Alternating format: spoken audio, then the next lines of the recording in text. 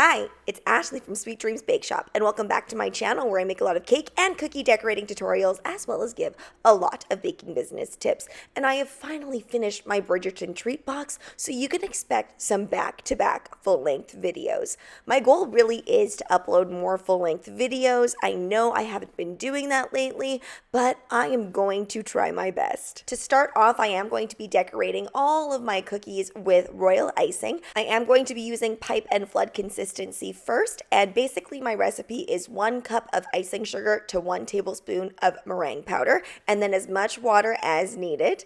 And I like to set my oven to 175 degrees Fahrenheit while that's whipping up so that I can get it preheated for when I need to dehydrate the icing. If you want to know specific details on how to get that pipe and flood consistency, you can check out this video in the right-hand corner. I am decorating a very large cookie. I know it doesn't really look that large on camera, but it is a very large cookie. It is taking up almost half of my baking tray.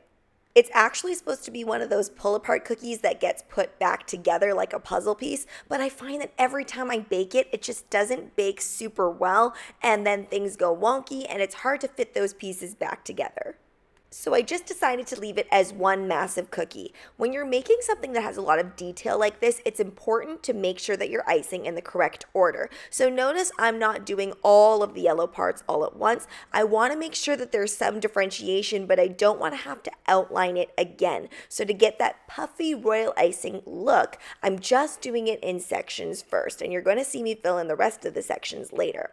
While that is drying up a little bit, I'm going to base ice this. And I actually used this cookie cutter for something completely different. It's actually supposed to be a Be Mine cookie cutter for Valentine's Day, but I don't like the idea of purchasing a cutter and only being able to use it for one thing. With words, it can be a little bit tricky because obviously it's made for that specific word, but I really try my hardest to make this for other words later on, and you will see that. These bees are actually from the hive cutter that you just saw, but I only took the bee portion. Now for this, I'm going to make sure to do the wings first so that the body lays over top of it quite nicely. You can do it the other way too, and I do it that way sometimes, but I really wanted the bee body to be on top of the wings. I placed all of that in the oven at about 175 degrees Fahrenheit. You might have to go lower for your oven. Make sure that it is almost the lowest temperature that your oven will go. Otherwise, you will have your icing explode on your cookies.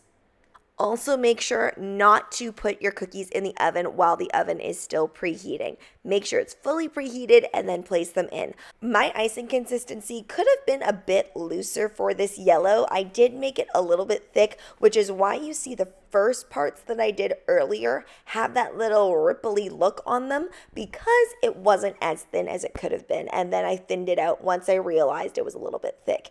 In this instance, it's not going to be a big deal because I know I'm going to be putting a lot of airbrushing and a lot of flowers on here, but if you did want a perfectly smooth cookie, you would have to scrape and then redo to make sure that that icing consistency is correct. Layers are super important in sugar cookie decorating, so again, I let that first layer of wing dry so that I could place the other ones underneath. Now, here's where I make a lot of errors. I'm just showing you this because this is what I originally wanted. I originally was going to do a ton of script and super long quotes from the Bridgerton show. I decided against it because it just didn't look like it actually matched the cookie whatsoever. So I decided to go for a much shorter quote and something that just made more sense. I'm doing this free-handed, and I also made sure to thicken up my royal icing consistency significantly. If you don't thicken it up with icing sugar or meringue powder, or a combination of both, then it will not pipe like this. So make sure whatever fine detail work you're going to be doing, you use thickened royal icing. And notice I am using a piping tip as well. I like tipless bags. It's actually way better than this, but if you don't have tipless bags, go ahead and use a coupler with a metal piping tip in a number 2.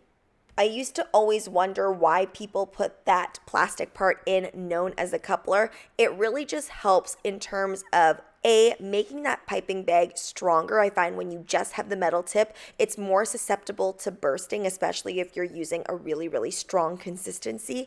And B, if you do end up getting a clog, you can easily release that clog by undoing the coupler. Whereas if you just have that metal tip in there, you kind of have to get rid of the entire piping bag. After everything is fully dried, I'm just using black food gel colorant from Chef Master and mixing it with a little bit of vodka. You can also mix it with a little bit of lemon extract if you don't want to use any alcohol. And then I'm brushing it on. Now, making these little black lines is very risky. You only get one shot, so you do have to have a very steady hand when you're doing that. Then using that thickened royal icing, I'm just drawing on some of the details of the wings on the bees.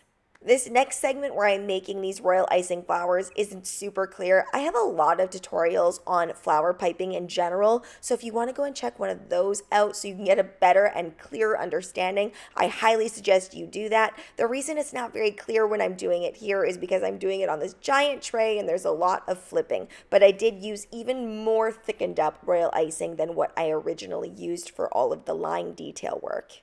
Now, there's a very specific reason why I chose to make a Bridgerton themed treat box. The reason being Bridgerton's new season is coming out in May, so I thought this is a great time to put it out there.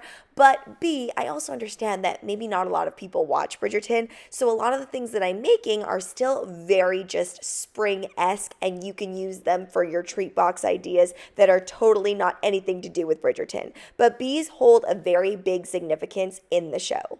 By the way, for this gold, I am using my favorite Jenna Rae Cakes luster dust mixed with a little bit of vodka to paint that on. Once those royal icing flowers were fully dried, which did take a little while in the oven at 175 degrees Fahrenheit, I finally got to do the fun part, which is the airbrushing part, and I'm really just aiming for the center of all of these flowers. Whenever you're making a treat box, it's not just about the colors of the individual items. You want to make sure that all of the colors mesh well, and you've chosen a specific color palette if that's what you're going for. So I included a lot of sunny colors like yellow because a character named Penelope wears a lot of yellow throughout the series. For the beehive, I made sure to really put the color in those indents and not really anywhere else, a little bit on the outside of that hive.